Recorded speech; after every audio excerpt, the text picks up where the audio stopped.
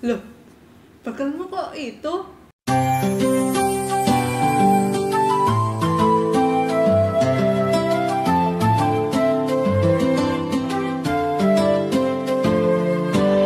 Lah kenapa, kan ini enak, ada mie, sayur, telur komplit loh, sosis sehat tahu, kenyang. Nggak sehat ini tuh mie instan. Lah, kan ada sayurnya sama telurnya. Sama aja, ini tuh banyak micinnya. Tapi kan ini ada sayurnya sama telurnya, ada tomat yang bikin Tetep sehat. aja, itu tuh nggak sehat karena itu mie Sehat instan. juga sehat. Nggak sehat, kolik. Ya udah gini aja wis, daripada kita berdebat panjang lebar, mending kita tanya pakar ahli gizi saja gimana. Boleh, yuk. Oke.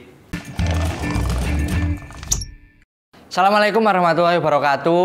Hai Sobat Sambat, balik lagi bersama saya Gus Kolik. Nah, Sobat-Sobat Sambat, pekan ini Sambat akan membahas bertemakan tentang makanan sehat. Nah, makanan sehat ini seperti apa sih yang baik untuk dikonsumsi oleh setiap Sobat-Sobat Sambat ataupun masyarakat sekalian yang menonton video ini, sehingga di tengah pandemi ini biar tetap menjaga imunitas tubuh, kemudian untuk menjaga tubuh agar tidak mudah terserang penyakit. Nah, Gus Koli kali ini akan mengundang narasumber yang ahli dalam bidangnya, yaitu Ibu Konita. Beliau adalah dosen Fakultas Kesehatan Masyarakat Universitas Airlangga yang ahli dalam bidang gizi. Nah, seperti apa untuk Sobat-Sobat Sambat? Mari simak videonya. Assalamualaikum warahmatullahi wabarakatuh, Ibu Konita. Perkenalkan, saya Gus Kolik dari Puspas UNER yang menjadi host di konten Sambat. Saya mewakili Sobat Sambat untuk menanyakan beberapa hal kepada Ibu. Nah, yang pertama yaitu ini Bu, pola hidup sehat itu seperti apa sih Ibu? Apakah hanya cukup untuk berolahraga secara rutin atau ada makanan-makanan sehat khusus yang digunakan untuk pola hidup sehat itu? Oke, kalau pola hidup sehat itu sebenarnya kita kalau di gizi itu ada yang namanya pedoman gizi seimbang. Di mana pedoman gizi seimbang itu sudah mencakup 4 aspek pola hidup sehat. Yang pertama, konsumsi makanan yang bervariasi. Ya, karena kalau semakin bervariasi maka kebutuhan semua zat gizi itu bisa terpenuhi. Kemudian yang kedua itu adalah beraktivitas fisik. Ya, jadi aktif setiap hari.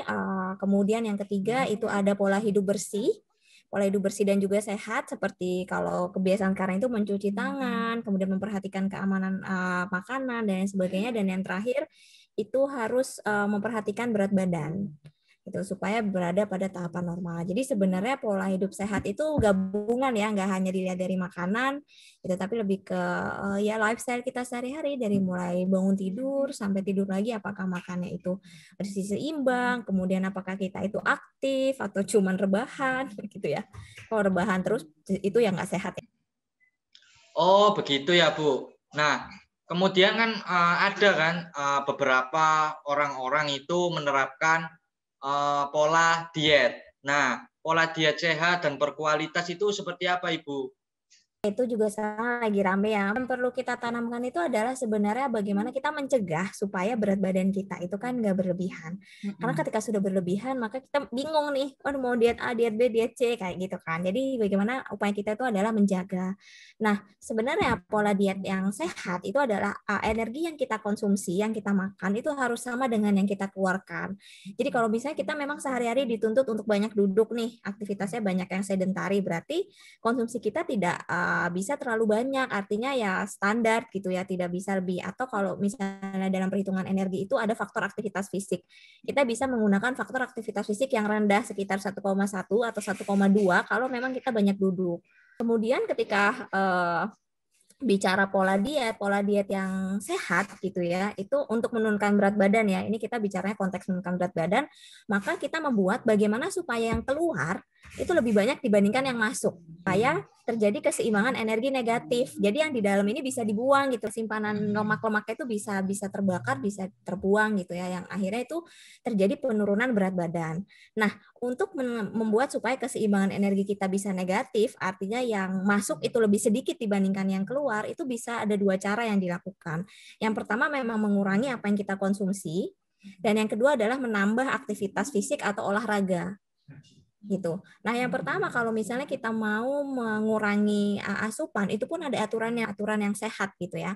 Maksimal pengurangannya itu adalah 500 kilokalori per hari. Dengan penurunan 500 kilokalori per hari untuk kelompok dewasa itu bisa mengurangi setengah sampai 1 kilogram per minggu.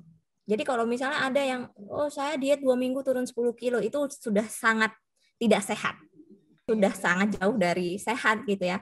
Berat badannya pasti dapat karena energi yang dikeluarkan, bayangkan pasti sangat besar ya. Dia benar-benar bisa istilahnya itu starvasi, membuat tubuhnya itu sangat lapar gitu kan, dalam mode yang kayak sangat kelaparan. Jadi pasti turun.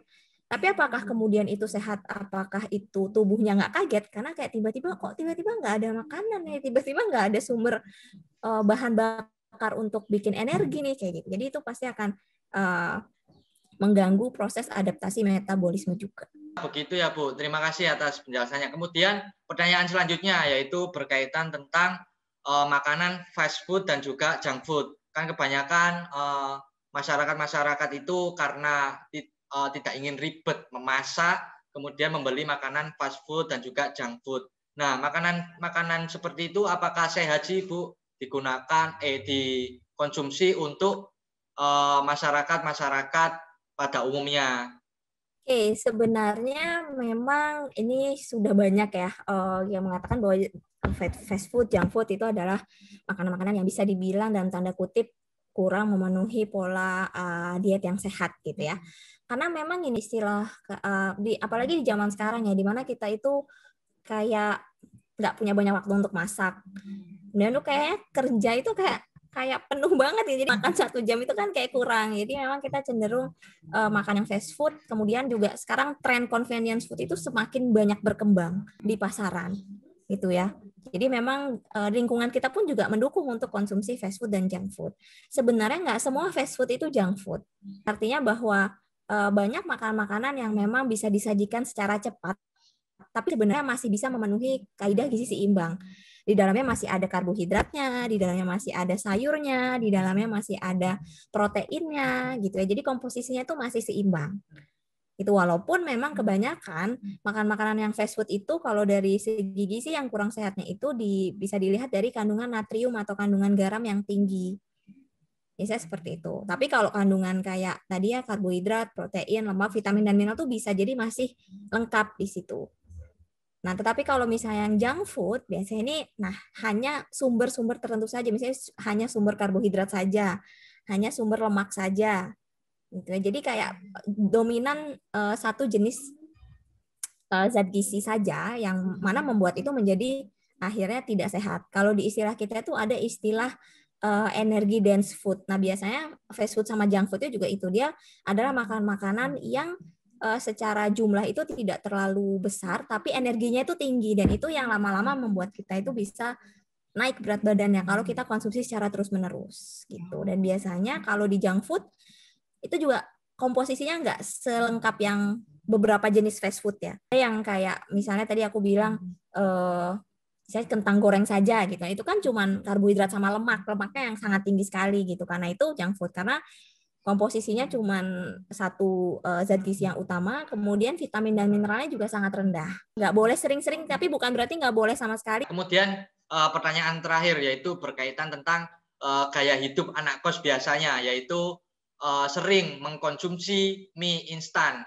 Nah, kan sering juga tuh karena mungkin untuk menghemat atau tanggal tua itu kebanyakan mahasiswa ataupun orang-orang pada umumnya itu mengkonsumsi mie instan. Nah, sebenarnya mie instan yang dikonsumsi itu bagus nggak sih Bu untuk tubuh? Kemudian apakah baik juga untuk untuk memenuhi nutrisi dalam tubuh? Sebenarnya ketika misalnya dalam satu hari itu konsumsi kita itu masih bisa, jadi kayak misalnya ini gelas gitu ya, ada gelas. Kemudian kita itu udah makan dalam satu hari itu let's say udah setengah. Berarti kita masih ada setengah lagi dong. Apa istilahnya itu kayak masih bisa masuk setengah lagi gitu kan. Itu boleh tuh diisi mie instan gitu. Misalnya ya mau mengkonsumsi mie instan gitu. Tapi perlu digarisbawahi juga, pertama, di dalam mie instan itu lagi-lagi kandungan natriumnya juga cukup tinggi dan energinya pun juga cukup tinggi. Gitu. Jadi perlu waspada di situ. Kemudian kalau mau makan mie instan supaya lebih seimbang, itu bisa ditambahkan sumber lain yang nggak ada di mie instan. Jadi kayak kalau mie instan itu kan banyaknya memang karbohidrat saja ya, dan energinya itu tinggi dari karbohidrat.